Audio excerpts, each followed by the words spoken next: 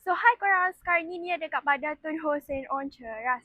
Tadi lalu FYP Nia, ada satu sepatu tengah buat promo combo. Sekarang ni Nia rasa muka dia tengah kusam. Korang nampak je muka dia tengah okey kan?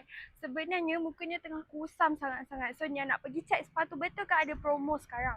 So jom. So korang, Nia dah sampai di Beauty Aspect Estetik. Dekat sini lah Nia cakap tu. Nia nampak FYP diorang lalu tadi ada promo. So betul tak? Jom kita tengok.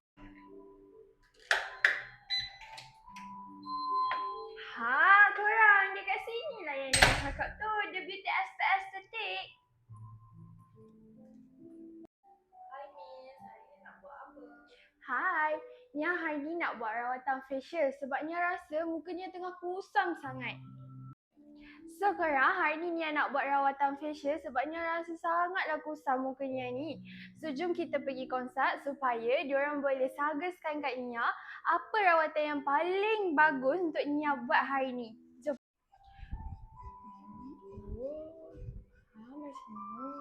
Macam ni. Okay, boleh.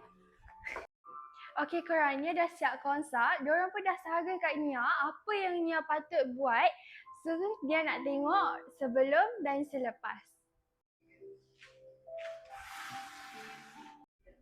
Wah, cantiknya. Makin berseri-seri lah mukanya lepas rawatan. So korang, yang mana tak nak menyesal, yang mana nak cantik macam mukanya sekarang ni, korang boleh datang The Beauty Aspect Estetik dekat Bandar Tun Hussein on Ceras.